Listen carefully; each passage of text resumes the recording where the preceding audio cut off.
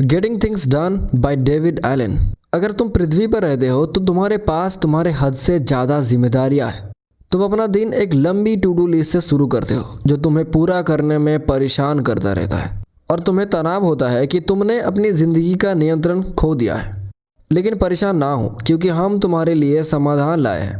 ये किताब तुम्हें सिखाएगी कि तुम अपनी ज़िंदगी का नियंत्रण कैसे वापस ले सकते हो और कम समय में ज़्यादा काम कैसे कर सकते हो। डेविड एलन बेसिकली एक टाइम मैनेजमेंट सलाहकार है।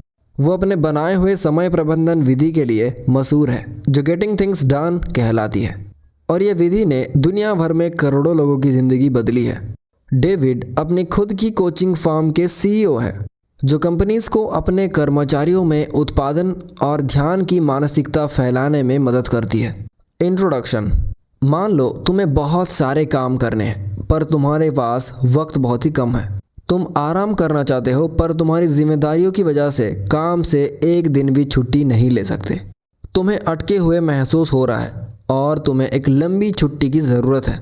अगर तुमने कभी ना कभी ऐसे सिचुएशंस फेस किए हैं तो ये बुक तुम्हारे लिए है। इस बार हम तुम्हारे पास एक ऐसी किताब लेकर आए हैं जो करोड़ों लोगों की ज़िंदगी बदल दी है। हम सभी इस तरह में रहते हैं कि हर कोई ज़्यादा मेहनत करके कम समय में काम ख़त्म करना चाहता है। इस किताब में एक ऐसी विधि है जो इन सभी समस्याओं को हल कर सकती है। इस किताब में तुम ये सीखोगे कि व्यवस्थित रहना कितना ज़रूरी है ताकि तुम भटकाव से बच सको। तुम्हें यह समझ आएगा कि तुम्हें ऐसा क्यों लगता है कि तुम्हारे पास काफ़ी वक्त नहीं है, क्योंकि तुम्हारे दिमाग में बहुत सारे भटकाने वाले विचार हैं। यहाँ पर ध्यान महत्वपूर्ण है। इसके लिए तुम्हें अपना माहौल बदलना होगा ताकि तुम अपने काम पर ध्यान दे सको। तुम आज की इस ऑडियो बुक में ये भी सीखोगे कि सही समय, जगह और सही साधन कैसे चुनें अपनी ज़िंदगी को व्यवस्थित करने के लिए। पहले तुम अपने शारीरिक वातावरण से शुरू करोगे, फिर अपने मानसिक संग्रह पर जाओगे। जैसा कि तुम जानते हो, दिमाग हमेशा उन विचारों के बारे में सोचता है जो हम आजमाना चाहते हैं। जब तुम्हारे पास हर विचार और हर काम की ज़िंदगी में एक फीलिंग सिस्टम हो तो तुम्हें अपना दिमाग शांत और ध्यान देने के लिए तैयार पाओगे। इस ऑडियो बुक में तुम्हें यह भी सिखाया जाएगा कि तुम अपने कामों और अपने प्रोजेक्ट्स को ऐसे श्रेणियों में कैसे व्यवस्थित करो जो तुम्हारी उत्पादन शक्ति को बढ़ाए। अगर तुम भी एक तनावपूर्ण ज़िंदगी से परेशान हो जो जिम्मेदारियों से भरे हैं तो हमारे साथ आओ और ये सीखो कि तुम अपनी ज़िंदगी का नियंत्रण कैसे ले सकते हो। Point number 1, a new practice for a new reality. क्या तुम्हें लगता है कि एक व्यक्ति अपने लंबी टू डू लिस्ट के नियंत्रण ले सकता है और दिन के आखिर में शांत महसूस कर सकता है? इसका जवाब है हाँ, ये हो सकता है, और ये किताब तुम्हें यही सिखाएगी। काम करने और साथ ही शांत रहने की एक प्रणाली होना बहुत ज़रूरी है। हमारे अभी के समय में हमारा काम क्या है, ये परिभाषा अस्पष्ट हो गई है। हमारे काम हमेशा बदलते रहते हैं और हर रोज़ जिम्मेदारियां बढ़ती जाती है। पहले काम के लक्ष्य काम करने वाले को साफ साफ बताए जाते थे। अब उन पर निर्भर है कि वो समझे कि दिन के आखिर तक काम खत्म करने के लिए उन्हें क्या करना है। ये बहुत ही दबाव है। ऐसे में तुम्हें कुछ आदतों को बदलना होगा जो तुम गलत कर रहे हो। सबसे पहले तुम्हें यह साफ करना होगा कि तुम करना क्या चाहते हो। अगर तुम्हारे पास कोई विचार है तो उसे साफ साफ लिखने की कोशिश करो और उस काम के लिए एक अंतिम तारीख भी तैयार करो। अगर तुम ऐसा नहीं करते तो तुम्हारे दिमाग भटकता रहेगा। तुम अपने सारे कामों के बारे में सोचते रहोगे और तुम अभी का काम करने में ध्यान नहीं दे पाओगे। दूसरा, हाथ में काम पर 100% ध्यान दो। दिन में ज़्यादा नतीजे पाने के लिए तुम्हें हर काम को जल्दी ख़त्म करने के लिए तेज़ ध्यान देना होगा। जब तुम्हारे पास एक साफ दृष्टि और भटकाव से मुक्त काम का माहौल होगा तो तुम नियंत्रण में रहोगे और तुम्हें तनाव भी नहीं होगा। उदाहरण के लिए मुझे एक सवाल पूछने दो। पिछले कुछ मिनट में क्या तुम्हारे दिमाग में इस ऑडियो बुक को सुनते हुए किसी और जगह भटका था? अगर हाँ, तो ज़रूर कोई काम है जो तुम ख़त्म करना चाहते हो पर तुम उससे अपने दिमाग से निकालने का वक्त नहीं लिया। अगर तुम कोई काम करने का फैसला करते हो तो तुम्हारा दिमाग तुम्हें उसी काम की याद दिलाता रहेगा जब तक तुम उसे ख़त्म ना करो। सोचो कि तुम्हारे पास 10 अधूरे काम हैं, तो तुम सोचो इस 10 काम कितना भटकाव तुम्हें देगा। ज़रूर तुम्हें अभी कर रहे हुए काम पर ध्यान देने में मुश्किल होगी। इस समस्या का समाधान यह है कि तुम अपने दिमाग में जो अभी आता है उसकी एक लिस्ट लिखो। काम और उसके बारे में एक अनुवाद वाक्य लिखो। तुम्हें इस काम के लिए एक साफ अंतिम तारीख भी तैयार करनी होगी ताकि तुम्हारा दिमाग उसके बारे में चिंता ना करे। संबंध बहुत ही सरल है। अगर तुम कोई काम सोचते हो जो तुम्हें करना है और तुम उससे कोई विशेष समय सीमा नहीं देते, तो तुम्हारा दिमाग सोचेगा कि तुम्हें यह काम हमेशा करना है, वो अभी तक पूरा नहीं हुआ है। और जब भी तुम कुछ और काम में व्यस्त हो, तुम्हारा दिमाग तुम्हें भटकाएगा और तुम्हें वो काम करने की कोशिश करवाएगा जो तुम्हारा दिमाग ज़्यादा ज़रूरी मानता है। एक लिस्ट बनाने से तुम्हारा दिमाग शांत हो जाएगा। हर हफ्ते के आखिर में इस लिस्ट को जांच लो और जो भी बदलाव करना है वो कर लो। जब तक तुम एक साफ तैयार टू डू लिस्ट नहीं रखते, तुम्हें एक काम पर ध्यान देने में असंभव लगेगा। याद रखो कि ध्यान उत्पादन शक्ति का कुंजी है, जो तुम्हें कम समय में ज़्यादा काम करने में मदद करता है बिना किसी तनाव के। Point number 2, getting projects creatively underway, the 5 phases of project planning. तुमने पिछले चैप्टर में सुना कि अपने दिमाग की चीज़ें निकाल कर अभी के इम्पोर्टेंट काम पर ध्यान देना कितना ज़रूरी है। कभी कभी हम एक टू डू लिस्ट बनाते हैं जो हम रिव्यू नहीं करते, और उसमें कुछ ऐसे आइडियाज़ होते हैं जो हमें बहुत सक्सेस दे सकते हैं। इस प्रॉब्लम से बचने के लिए हमें पहले से प्लान करना चाहिए। प्लानिंग के अलग अलग तरीके होते हैं। आप हॉरिजॉन्टल प्लानिंग कर सकते हैं, जिसमें आप हर टास्क का गोल और उसको अचीव करने के लिए एक्शंस या स्टेप्स साफ साफ सेट करते हैं। अक्सर इस तरह के प्लानिंग में आपको विजिबल रिमाइंडर सेट करने पड़ते हैं जो आपको टास्क भूलने से रोकते हैं। एक और तरह की प्लानिंग है वर्टिकल प्लानिंग। इसमें आपको डिटेल्स पे ज़्यादा फोकस करना पड़ता है और हर स्टेप को अचीव करने के लिए सल्यूशन सोचना पड़ता है। इसका मतलब ये नहीं है कि आपको बैठकर कोई सॉफ्टवेयर यूज़ करना पड़ेगा। आप ये पेपर पे रिकॉर्ड करके भी कर सकते हैं। लेकिन सबसे इफ़ेक्टिव तरह की प्लानिंग है नेचुरल प्लानिंग। हमारा दिमाग दुनिया का सबसे इफ़ेक्टिव प्लानर है।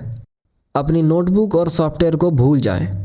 आपका दिमाग बहुत ज़्यादा यूज़फुल चीज़ें कर सकते हैं। नेचुरल प्लानिंग 5 स्टेप्स में होती है। पहला, आपको अपना गोल प्लान करना है। दूसरा, आपको अपने आउटकम का क्लियर विजन होना चाहिए। तीसरा, आपको आइडियाज़ ब्रेनस्टॉर्म करना शुरू करना है। चौथा, आपको इस आइडियाज़ को ऑर्गेनाइज करना है। और आखिर में आपको अपना next course of action identify करना है। इसको और समझने के लिए हम डिनर प्लान करने का एग्जाम्पल लेते हैं। जब तुम अपने रोज़ के काम प्लान करते हो तो तुम अपने नेचुरल वे ऑफ प्लानिंग का यूज़ करते हो। पहले तुम डिनर का पर्पस डिसाइड करते हो। तुम दोस्तों के साथ सोशलाइज या पार्टी करने जा रहे हो, या कोई स्पेशल इवेंट, डेट या बिजनेस डिनर है। तुम्हारा दिमाग इस डिनर के बाउंड्रीज सेट करना शुरू करता है, जैसे मनी, सर्विसेज और टाइप ऑफ फूड एट्सेट्रा। दूसरा, जब तुम्हारा पर्पस क्लियर हो जाता है तो तुम आउटकम के बारे में सोचना शुरू करते हो। अब तुम इटालियन फूड, कैफ़े या चाइनीज़ प्लेस के बारे में सोच रहे हो। अब तुम्हें अपने आप को उस जगह पर बैठा हुआ देख रहे हो जहां तुमने जाने का डिसाइड किया है। तुम लोगों को देख सकते हो जो आते जाते हैं। तुम खाने की स्मेल भी महसूस कर सकते हो। जब तुम्हारा विज़न क्लियर हो जाता है तो तुम्हारे पास कुछ आइडियाज़ आने लगते हैं। तुम्हारा दिमाग अनकॉन्शियसली ब्रेनस्टॉर्म करना शुरू करता है। तुम सोचते हो कि तुम्हें किस टाइम जाना चाहिए, क्या वो जगह खुली होगी, तुम्हें किस तरह के कपड़े पहनने चाहिए, क्या कार ट्रिप के लिए रेडी है, और भी ऐसे बहुत सवाल। जब ये आइडियाज़ का फ्लो ख़त्म हो जाता है तो तुम उन्हें ऑर्गेनाइज करना शुरू करते हो। तुम सोचते हो कि 8 बजे तुम घर से निकलोगे, उस स्पेसिफिक रेस्टोरेंट पे जाओगे और बैठोगे। तुम अपनी ब्लैक ड्रेस और ब्लैक हील्स पहनोगे। तुम अपने ब्लैक ड्रेस और ब्लैक हील्स पहनोगे और अपना कोट भी ले जाओगे क्योंकि रात को ठंड हो जाती है। तुम अपने डिनर की पूरी मूवी देख सकते हो। अब जब सब प्लान हो गया है तो तुम पहला एक्शन लेते हो। तुम अपने दोस्त को कॉल करके पूछते हो कि वो बाहर आएंगे, फिर रेस्टोरेंट को कॉल करके रिजर्वेशंस करवाते हो। मैं दावा लगा सकता हूँ कि तुम्हें नहीं पता था कि तुम्हारे दिमाग ऐसी प्लानिंग सारा दिन करता रहता है। तो फिर इस तरह की प्लानिंग का यूज़ करके चीज़ें नेचुरल वे में क्यों नहीं कर सकते? ये चार्ट या सॉफ्टवेयर यूज़ करने से कम स्ट्रेसफुल होगा। Point number 3, getting started, setting up the time, space and tools. कभी कभी अपने लाइफ में एक सिंपल ट्रिक ऐड करने से लाइफ बदल जाती है। बहुत सारे सक्सेसफुल लोगों ने कुछ ट्रिक्स यूज़ किए हैं एक्स्ट्रा ऑर्डिनरी सक्सेस पाने के लिए, अपने माइंड को क्लियर करने के लिए और बेटर परफॉर्मेंस के लिए। तुम्हें अपनी लाइफ को कंट्रोल करने के लिए सही टाइम, प्लेस और टूल्स सेट करने हैं। टाइम का मतलब है कि तुम्हें कम से कम 2 दिन अलग करने हैं। तुम वीकेंड या हॉलीडे का यूज़ कर सकते हो इस प्रोसेस को शुरू करने के लिए। ये थोड़ा लंबा सा लग सकता है पर रिजल्ट तुरंत दिखेगा। यहाँ पर प्लेस का मतलब है कि तुम्हारा अपना खुद का डेस्क होना चाहिए जहाँ तुम अपनी लाइफ को लिख कर और ऑर्गेनाइज कर सकते हो। अगर तुम्हारे काम में ऑफिस है तो भी तुम्हारे घर में एक वर्किंग स्टेशन इंस्टॉल करना चाहिए। यहाँ पर टूल्स वो चीज़ें हैं जो तुम यूज़ कर सकते हो अपने थॉट्स को प्रोसेस करने के लिए और उन्हें सही फोल्डर में रखने के लिए। टूल्स में तुम्हें papers, pencils, post it notes, stapler, calendars और कंप्यूटर की ज़रूरत हो सकती है। तुम और ज़्यादा या कम टूल्स भी यूज़ कर सकते हो। यह तुम पर डिपेंड करता है कि तुम अपना डेस्क कैसे इक्विप करते हो। याद रखो कि हम एक ऐसा स्पेस क्रिएट करने की कोशिश कर रहे हैं जहाँ तुम अपने माइंड को सभी डिस्ट्रैक्शन से खाली कर सकते हो। अपने गोल को पाने के लिए सही टाइम और स्पेस में होना इम्पॉर्टेंट है। तुम अपने टूल्स का यूज़ कैसे करोगे उसका एक एग्जाम्पल कैलेंडर का यूज़ करके देखा जा सकता है। किसी भी ऑर्गेनाइजेशनल सिस्टम के लिए कैलेंडर का यूज़ करने के लिए रेडी होना एसेंशियल है। कैलेंडर का टाइप मैटर नहीं करता जब तक तुम उसे सही तरीके से यूज़ कर रहे हो। अपने कैलेंडर का यूज़ इनकम्प्लीट टास्क को ट्रैक करने के लिए यूज़ मत करो जो तुम रिव्यू नहीं करोगे। इससे तुम्हें लग सकता है कि तुम्हारा ऑर्गेनाइजेशनल सिस्टम काम नहीं कर रहा है। इसका रिजल्ट ये हो सकता है कि तुम पूरे प्रोसेस को छोड़ दो। कैलेंडर का मतलब है कि वो स्पेसिफिक टास्क का रिमाइंडर्स रखता है जो आपको स्पेसिफिक टाइम पर करना ही है, चाहे जो भी हो, जैसे कि डॉक्टर्स अपॉइंटमेंट्स या सेमिनार, कुछ भी हो सकता है। आप हार्ड कॉपी या सॉफ्टवेयर का यूज़ कर सकते हैं ऑर्गेनाइज्ड होने के लिए। जो भी आप यूज़ करें, याद रखिए कि कोई भी टूल अकेला काम नहीं कर सकता। एक सॉलिड ऑर्गेनाइजिंग सिस्टम बनाने के लिए जो काम करे, आपको मल्टीपल टूल्स को इंटीग्रेट करना होगा और अलग अलग ट्रिक्स का यूज़ करना होगा। Point number 4, collection, corralling your stuff. अब आपके पास आपका डेस्क तैयार है सारे टूल्स के साथ जो आपको ऑर्गेनाइज करने के लिए चाहिए। अब आप शुरू कर सकते हैं। सबसे पहले आपको वो सब चीज़ें कलेक्ट करनी है जो आपको ऑर्गेनाइज करनी है। ये प्रोसेस 2 से 6 घंटे लग सकते हैं, डिपेंड करता है कि आपको कितनी स्टाफ सॉर्ट आउट करना है। आपको अपने घर के हर रूम और हर स्टोरेज यूनिट पे जाना होगा। पहले आपको फिजिकल गैदरिंग करनी होगी। आपको वो सब चीज़ें ढूंढनी होगी जो बस ऐसे ही पड़ी है बिना किसी परमानेंट प्लेस के। ऐसी चीज़ें आपको प्रोसेस करनी होगी, ये आपके इन बास्केट में जाएगी। दूसरे, आपको मेंटल गैदरिंग करनी होगी। आपको बैठकर अपने सारे आइडियाज़ एक पेपर पर लिखने होंगे। हर एक आइडिया को लिखना और अपने इन बास्केट में डालना बेहतर है। आपके पास बहुत सारे आइडियाज़ और प्रोजेक्ट्स होंगे जो आप करना चाहते हैं पर कभी टाइम ही नहीं मिला। आपके फिजिकल गैदरिंग का एक एग्जाम्पल अपने डेस्क ड्रॉयर्स हो सकते हैं। हम सब जानते हैं कि हमारे डेस्क ड्रॉयर्स वो जगह है जहां हम सब कुछ डालते हैं पर कभी उठाते नहीं। ज़्यादातर बार डेस्क ड्रॉयर्स में files, notes, business cards, pens और भी चीज़ें भरी हो जाती हैं जो हमें कभी ज़रूरत ही नहीं पड़ती या यूज़ ही नहीं करते। आपको हर आइटम अलग अलग चेक करना होगा, हर बिजनेस कार्ड और हर नोट को देखना होगा। जब आपको कुछ ऐसा मिला जो आपको अभी भी वैल्यूएबल लगे तो उसे अपने इन बास्केट में डाल दीजिए। मेंटल गैदरिंग का एक एग्जाम्पल पर्सनल या प्रोफेशनल आइडियाज़ हो सकते हैं। आप अपना गार्बेज साफ करना चाहते होंगे, किसी को कॉल करना चाहते होंगे या अपनी ईमेल लिस्ट सॉर्ट करना चाहते होंगे। जब आप सब कुछ कलेक्ट कर लोगे तो आपको एक बड़ा सा पाइल ऑफ स्टाफ दिखेगा। एक बास्केट शायद काफ़ी ना हो और आपको एक पूरा रूम चाहिए अपनी इनकम्प्लीट चीज़ें को कलेक्ट करने के लिए। जब आप उस पूरे फाइल को देख रहे हैं जो आपको डील करना है तो आप क्लियरली देख सकते हैं कि क्या करना है और आप कहाँ होंगे जब आप उन चीज़ें ऑर्गेनाइज कर लेंगे। अब आप इमेजिन कर सकते हैं कि आप अपने काम पर कितना फोकस्ड होंगे जब अपने सारे इनकम्प्लीट टास्क डील कर लेंगे। जब सब कुछ जो आपको डिस्ट्रैक्ट कर रहा था एक जगह पर कलेक्ट हो जाए और ऑर्गेनाइज होने के लिए तैयार हो जाए तो आपको एक ऐसा पावर का एहसास होगा जो आपने कभी नहीं महसूस किया होगा। आपको लगेगा कि आप ही हैं जो अपने मेसी लाइफ को कंट्रोल कर रहे हैं और उल्टा नहीं। अगर आपकी चीज़ें को कलेक्ट करने का प्रोसेस टाइम ले रहा है तो निराश मत होना। यह सब काम आएगा जब सब कुछ अपनी सही जगह पर हो जाएगा। पिछले चैप्टर में आपने सीखा कि आप अपने सारे इनकम्प्लीट टास्क को कलेक्ट करें जो आपको काम करने वक्त डिस्ट्रैक्ट कर रहा है। अपनी चीज़ों को कलेक्ट करते वक्त आपने सब कुछ फेंक दिया होगा जो आपको नहीं चाहिए। अब वक्त है कि आप वो टास्क करें जो आपको सिर्फ 2 मिनट का टाइम लेंगे। अगर आपको कोई टास्क मिले जो किसी और को करना चाहिए तो आप उन्हें पूछ लीजिए कि वो करे। आखिर में आपके पास वो टास्क बचेंगे जो आपको 2 मिनट से ज़्यादा टाइम लेंगे। ये टास्क्स आपको और भी कैटेगराइज कर सकते हैं। सिंपल टास्क और बिगर प्रोजेक्ट्स में प्रोजेक्ट्स को ज़्यादा प्लानिंग की ज़रूरत होती है। अपनी टू डू लिस्ट को प्रोसेस करते वक्त आपको हमेशा याद रखना चाहिए कि टॉप प्रायोरिटी टास्क से शुरू करें। याद रखिए कि आप एक आइटम एक बार में प्रोसेस करें और कभी भी कोई टास्क अधूरा ना छोड़ें। अगर खुद को टल मटोल लगे तो आपके पास फिर से वो चीज़ें होंगे जो आपको डिस्ट्रैक्ट करेगी, जो आपके गोल का ऑपोजिट है। ये टास्क आपको अभी इजी और क्लियर लग सकते हैं, पर अगर आप इन्हें प्रोसेस नहीं करेंगे तो आप इन्हें भूल जाएंगे जैसे ही आप अपने रूम से निकलेंगे। आपको करना यह है कि सेंटेंस लिखें जो बताए कि आप अपना गोल अचीव करने के लिए क्या करना चाहिए। चलिए एक एग्जांपल देखते हैं कि आपकी लिस्ट कैसी लग सकती है। पहला, लिविंग रूम साफ करें।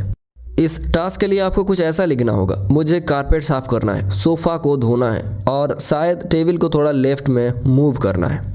दूसरा, अपनी ईमेल लिस्ट ऑर्गेनाइज करें। इस टास्क के लिए आप लिख सकते हैं, मुझे यूजलेस सब्सक्रिप्शन से छुटकारा पाना है, इंपॉर्टेंट ईमेल्स का जवाब देना है और सब कुछ जो मुझे नहीं चाहिए उसे डिलीट करना है। तीसरा, अपने क्लोसेट में से गुजरे। क्लोसेट साफ करना कोई पसंद नहीं करता। जब आप एक क्लियर गोल सेट करते हैं तो आपको एक्चुअली करने के लिए ज़्यादा मोटिवेशन मिलेगा। आप यहाँ पर लिख सकते हैं, मुझे वो कपड़े निकालने हैं जो मुझे नहीं चाहिए। Point number 5, doing making the best action choices. अपने टास्क को ऑर्गेनाइज करना बहुत इंपॉर्टेंट है। इससे आप बैठकर काम कर सकते हैं बिना किसी डिस्ट्रैक्टिंग थॉट्स के जो आपको करना है। इनकम्प्लीट टास्क हमेशा डिस्ट्रैक्शन बनेंगे जब तक आपके पास एक सिस्टम ना हो जहां आप हर आइडिया को लिख कर उसके लिए प्लान करें। अब जब अपने सारे टास्क को एक जगह पर कलेक्ट कर लिया है तो आपको उन्हें अलग अलग कैटेगरीज में बांटना है। ये कैटेगरीज में आपके प्रोजेक्ट्स, आपके कैलेंडर इवेंट्स, आपका नेक्स्ट एक्शन, आपका वेटिंग फॉर लिस्ट और आपका समडे लिस्ट शामिल है। आपके प्रोजेक्ट लिस्ट में वो सारे टास्क शामिल है जो करने के लिए एक से ज़्यादा स्टेप लेना चाहिए। आपके कैलेंडर में वो सारे टास्क होना चाहिए जो किसी स्पेसिफिक ड्यू डेट के साथ है। आपका नेक्स्ट एक्शन लिस्ट में वो टास्क शामिल होंगे जो एक्शन लेने के लिए है। आपके बाकी लिस्ट के लिए आप फोल्डर, प्लानर या सॉफ्टवेयर का यूज़ कर सकते हैं। जो भी आप डिसाइड करें, आपको याद रखना है कि आपको हर कैटेगरी को अलग रखना है। इसका मतलब यह है कि आप एक टास्क को 2 कैटेगरीज में नहीं लिखेंगे। यह सिर्फ आपको कंफ्यूज करेगा और आपको लगेगा कि आपका सिस्टम फ्लॉड है। चलिए आपके एक्शंस लिस्ट का एक एग्जांपल लेते हैं। इस लिस्ट में वो सारे टास्क शामिल है जो एक बैठक में और एक कॉन्टेक्स्ट में करने हैं, जैसे घर के काम, कंप्यूटर टास्क, फ़ोन कॉल्स और एरंड्स। टास्क को स्पेसिफिक कैटेगरीज में कलेक्ट करके आप टाइम और एफर्ट बचा रहे हैं। उदाहरण के लिए, जब आप सारे टास्क जो कंप्यूटर यूज़ करने के लिए हैं एक फ़ोल्डर में डालते हैं तो जब भी आपको अपना पीसी यूज़ करने का टाइम मिले आप बस उस फोल्डर को लेकर तुरंत काम करना शुरू कर सकते हैं।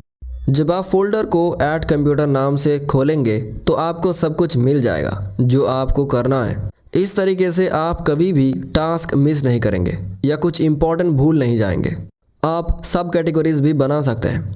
आपके कंप्यूटर टास्क के लिए आप ऑनलाइन टास्क और ऑफलाइन टास्क रख सकते हैं। ये कैटेगरीज आपको कहीं से भी काम करने में और आसान बनाएंगे।